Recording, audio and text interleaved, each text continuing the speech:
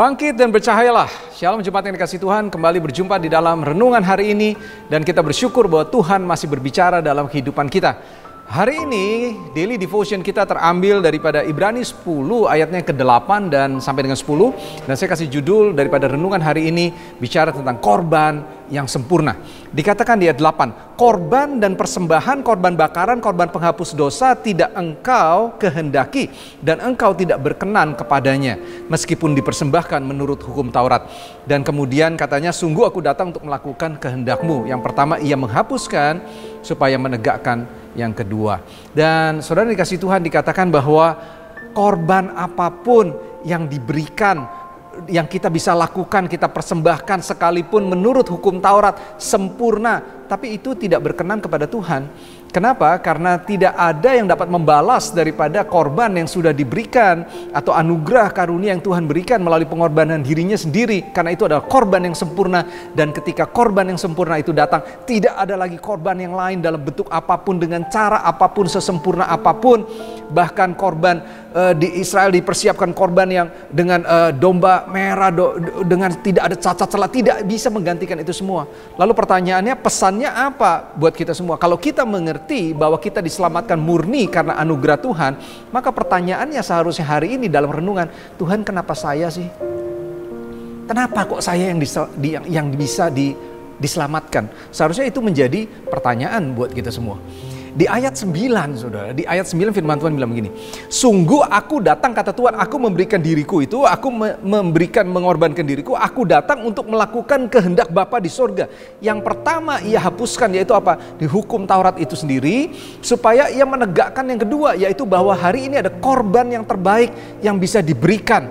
Yaitu bahwa manusia melakukan hukum Taurat tidak bisa menyelamatkan dirinya sendiri. Tetap tidak bisa, karena kita hanya diselamatkan oleh karena karunia Tuhan. Dan Tuhan hadir untuk bisa menggantikan daripada hukum Taurat itu, bahwa akulah satu-satunya korban keselamatan. Dan barang siapa yang percaya kepada saya tidak akan binasa, melainkan beroleh keselamatan.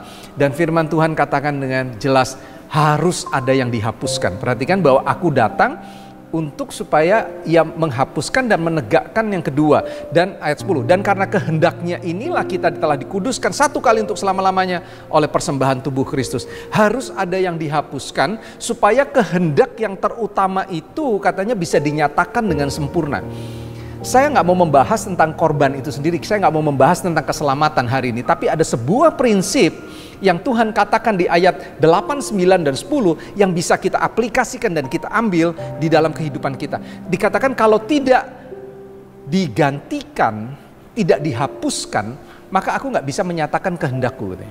Firman Tuhan bilang begini, Yohanes 12 bilang begini, Tuhan Yesus bilang begini, telah tiba saatnya anak manusia dimuliakan.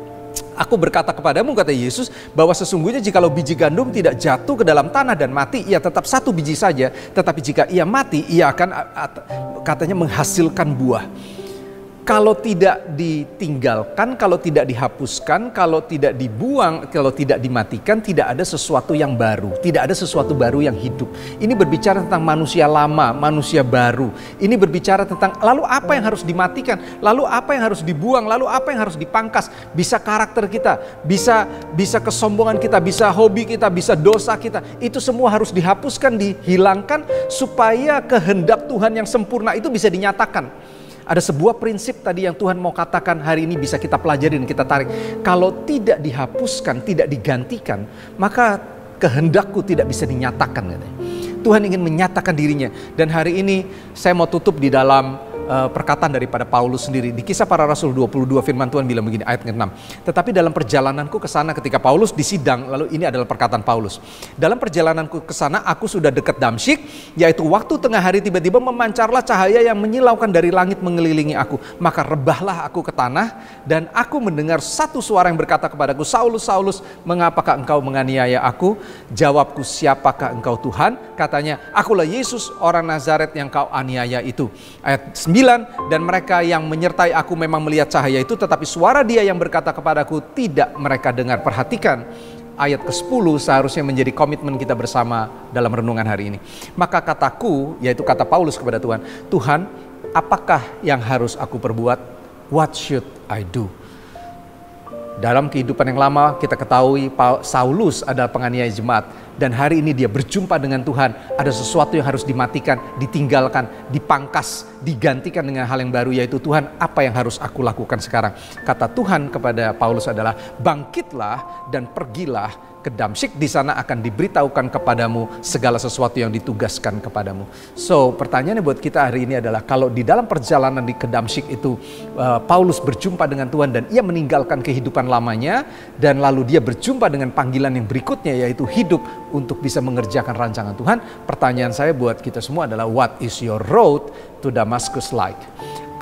Bagaimana dengan perjumpaan kita kepada Tuhan? Sebagai proyek ketaatan kita hari ini adalah, mari kita ambil sebuah komitmen untuk kita bisa mematikan satu hal mungkin yang harus kita tinggalkan, yang menjadi penghalang kita untuk kita bisa mengerjakan rancangan Tuhan. Ingat, kalau tidak dihapuskan, kalau tidak ditinggalkan, kalau tidak dimatikan, maka Tuhan tidak bisa menyatakan pribadinya atau rancangannya di dalam hidup kita. Keputusannya ada di dalam tangan kita. Jangan jadikan renungan hari ini berlalu begitu saja, tapi ambil komitmen, matikan penghalang itu, tinggalkan penghalang itu. Mari kita berdoa.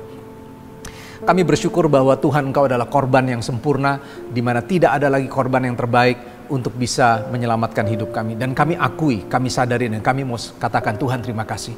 Lalu pertanyaannya adalah, apa yang harus kami lakukan bagi kami semua yang sudah menerima daripada korban yang sempurna itu? Hari ini kami ambil satu komitmen untuk kami bisa meninggalkan. Kami mau menghapuskan hal-hal yang menjadi penghalang. Kami mau memangkas hal-hal yang menjadi penghalang, supaya ada hal yang baru, kehendak yang baru yang dinyatakan, rancangan yang harus kami genapi dalam kehidupan. Kalau kami nggak tinggalkan itu semua, maka Tuhan tidak bisa menyatakan karyamu atas hidup kami. Ambil komitmen hari ini. Roh Kudus tolong kami supaya kami tahu apa yang harus kami pangkas, apa yang harus kami tinggalkan dan kami buang dalam kehidupan kami, supaya rancangan Tuhan, kehendak Tuhan bisa dinyatakan dengan sempurna melalui hidup kami. Kami siap melakukan firman-Mu dalam nama Yesus. Selamat untuk melakukan firman Tuhan. God bless.